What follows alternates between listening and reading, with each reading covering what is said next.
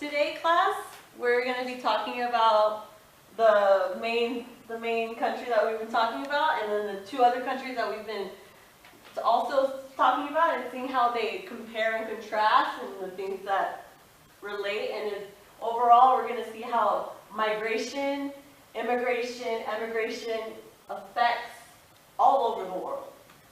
So, first off, let's start with Germany. What were we talking about mainly when we were talking about Germans and migrations? What was the first one that we came up with? Chloe.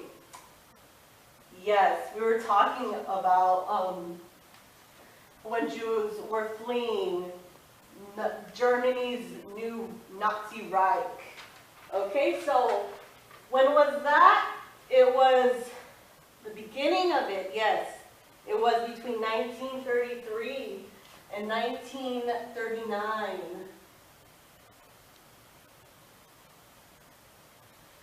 And then it exceeds on, but this was the beginning of their fleeing the country.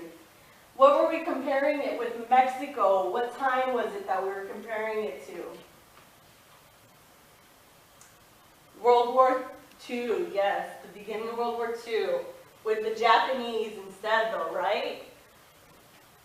So that was 1942, beginning of World War II. And we were also connecting it to America because what? Exactly, the same thing was happening in America. The same thing in Mexico and America were same time period, same everything. The people were doing the same exact thing. So in 1942, during World War II. So we have our time periods now, let's think. Who were the people that were suffering during these times? For, let's say in Germany in 1933. Rebecca. Yes, it was the Jewish people.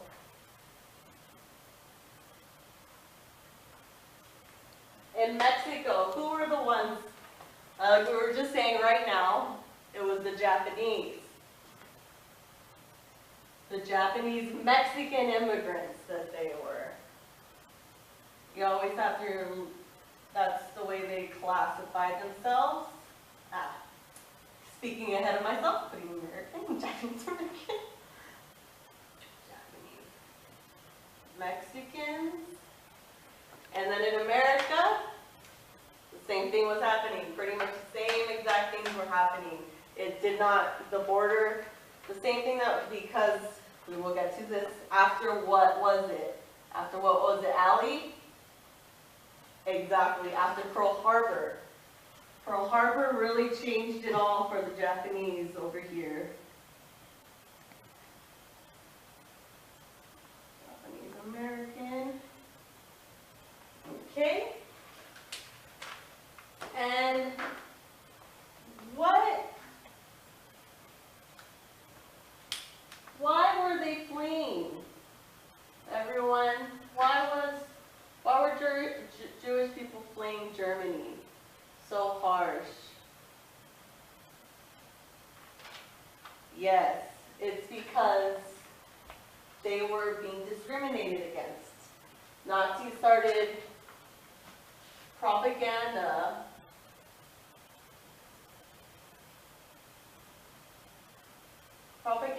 in order to make sure that Jewish people were blamed for everything that was going wrong in their economy, everything that was going wrong, period, in Germany was because of the Jewish people. It was all placed on them. And exactly the same exact thing was happening, what? In Mexico and in America. The same thing was happening to the Japanese. Because after what happened with Pearl Harbor, the Japanese were seen as enemies. They were racially discriminated against also. So let's see right here, discrimination. But see, if they all go in the same thing, well, just kind of, they all kind of fit in the same thing. They were all being discriminated against. Maybe, let's think of it this way though. Who was getting the worst end of it? That's going to be our next question. In what ways was it their extreme discrimination brought to them? I'll put a D right there for discrimination because that's pretty much what all of them shared. And let's see, what happened? After all this propaganda, all this rhetoric, all this racial violence that was brought against all these people, but the thing that separates them is how Germans, they were fleeing their country, and Japanese, they found homes in both Mexico and in America. But the thing is, also besides that, is that Germans ended up putting Jewish people into concentration camps. Of course, again, the keywords that we were trying to focus on. All right, and the one thing to think about though is the difference between, of course, these migrants. Yes, both of these are migrants, but the immigration and emigration is an important thing to remember, because what is it again, class? What's the difference between these two words? Lily, what would you say emigration is? Oh, sorry about that. Immigration is. Yes, it is leaving, but it is them it is when they, Immigration is when someone is coming to a new country. Emigration is when someone is leaving their country. There's a very big difference between these two categories of Jewish and Japanese.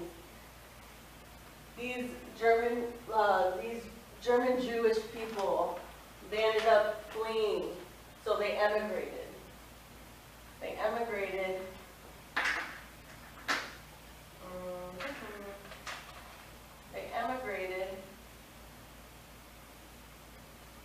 While these two groups had immigrated.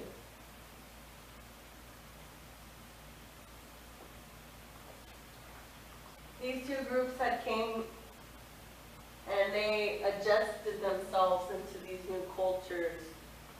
See, in Mexico, they married into new families, interracial, it seems that the Japanese, they were able to coincide with the new culture.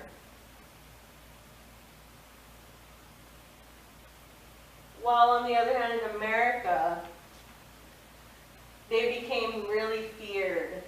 They took jobs and all that, yes, but especially after Pearl Harbor, they were really feared.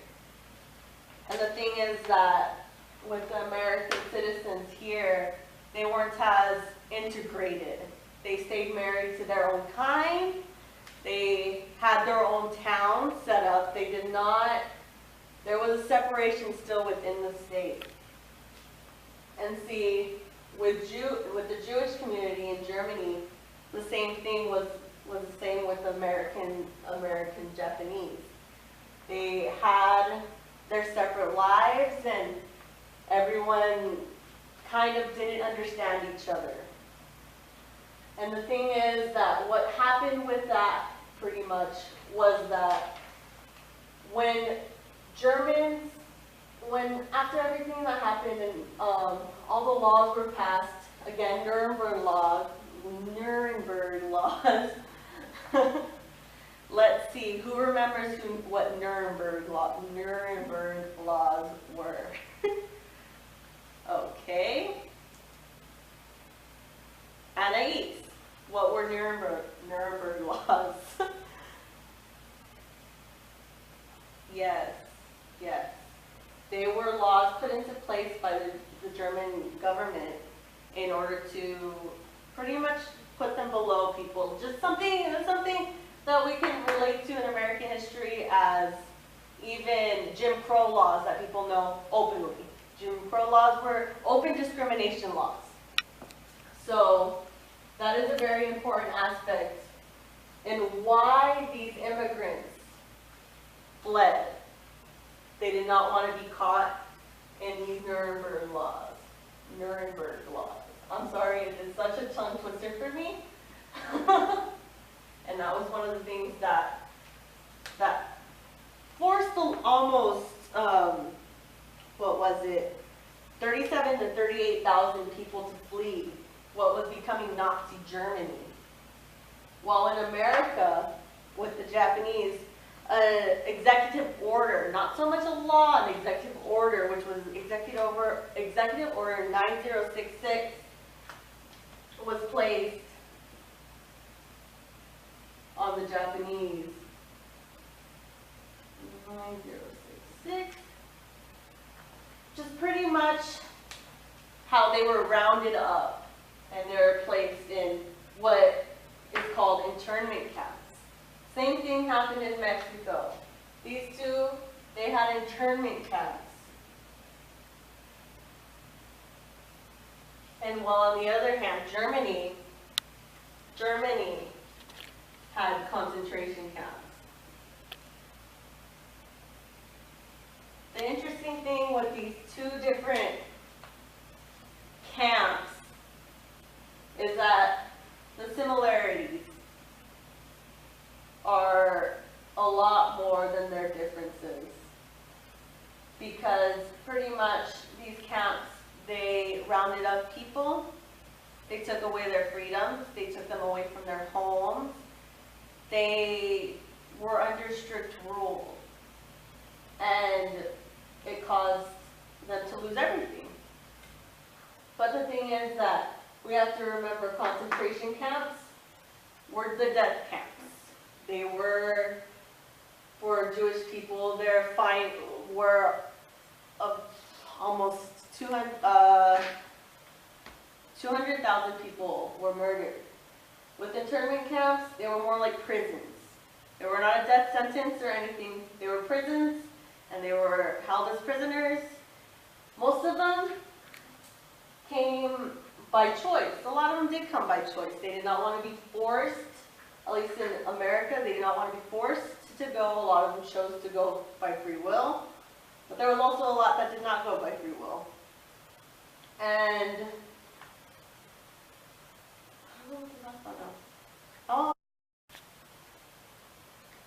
Okay, so class, you should continue on with what you think, how each one of them is related, and remember that migration, and have your thoughts of migration, immigrants, and how they all relate, and how it still continues today, and how it still affects us every day.